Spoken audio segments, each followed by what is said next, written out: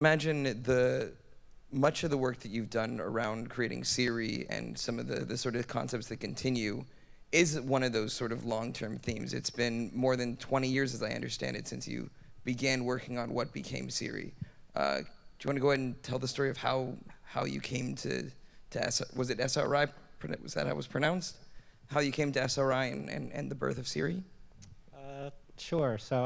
I sometimes tell this story, and I think it's really important for young entrepreneurs like yourself.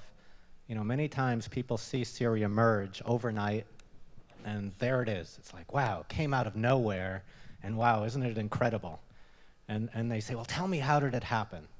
And I said, well, we started this little company, and we launched a free app in the App Store. It was one app out of, I think there were 350,000 apps at that time. And 2 weeks later, Steve Jobs calls the office. I mean, this is a moment. Talk about instant success. Make an app, boom. And I kind of joked. I go, man, Apple is such a great company. Every, any developer launches an app, and the CEO calls you himself personally. I just don't know how he finds the time, right? So in one way, it seems like instant success. But I'm like, well, it actually took 2 years of hard work by a team and a company to build that app that was inspiring enough to make Steve Jobs call the company. So, it's not instant. It took 2 years to build that technology. But actually, it didn't just take 2 years. Before we started the company, I led this research project called Kalo. It was the world's largest AI project in US history, funded by DARPA, $250 million. So for 5 years, with 400 people working on all aspects of AI, that was kind of the predecessor to Kalo. So it wasn't just the 2 years. There was a lot of learning that had to come into it first. But that actually wasn't the start of it either. In the late 90s, I was building Siri-like systems with, we had TVs you could talk to. Apple finally just came out with one this year, I guess. And we had 3D virtual models of San Francisco. So when you're driving around, an assistant would project information of what you needed to know on a virtual reality screen, and on and on and on. And that wasn't the start either. And so the end story was the first prototype I had for Siri was actually in 1993. This is before I ever saw a web browser for the first time, just to set back. I saw that in 1994 when Mosaic really became popular.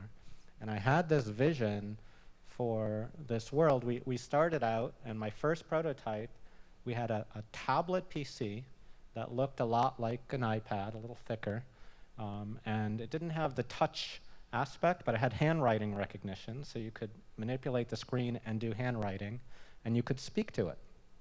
And through this interface, you could control services running on many different computers, and pretty much everything you could do on the iPhone in 2000, when it came out in 2011, years and years later, we had on that system, so those same kinds of queries. But it had some really interesting perspectives that actually never made it into the Apple version 20 years later. And so I did this talk recently at AAAI, which is the largest AI conference. And I told the story of Siri Back to the Future. And in it, I took each version of Siri and said, this is fantastic, it does these great things. Well, let me tell you about this version that happened a few years earlier. It did these things that never made it in. And let me tell you about the version that came before that. And we went through 9 versions of the system, and each version got more advanced in certain ways. There's always things that get left on the cutting room floor along the way. But it's really been a lifelong, not lifelong, but a career-long project for me. I had this vision. I still have a vision that's not achieved, so what am I doing now? I'm working on a new company, and it also is another take on this vision that I've been working and trying to push forward. I feel like I've learned so much more that maybe now I'll get closer to what I was imagining. But yeah. So it sounds like you were describing in many ways how, as you were advancing Siri, you were identifying the core functionality and pushing aside some of the other features that may have seemed brilliant at the time that you conceived of them, but for whatever reason didn't make the cut. How do you move forward with confidence as you're trimming features from your product, your design, and not be concerned that you're cutting away the heart of what you were trying to build in the first place? Yeah, that's a great question. So when you're trying to do an AI system, but probably many other types of systems as well, you've got constraints and goals. So when I was building this research prototype at SRI International, which is kind of a think tank, you have different goals than trying to ship a piece of software to hundreds of millions of people in multiple languages, et cetera. They're just different concerns. In the earlier days, you're trying to explore the space. In the later days, you're like, this has to work well enough, and it has to be robust and scalable, et cetera. So you always, when you're coming to a product, you have a list of features that are prioritized by your current goals.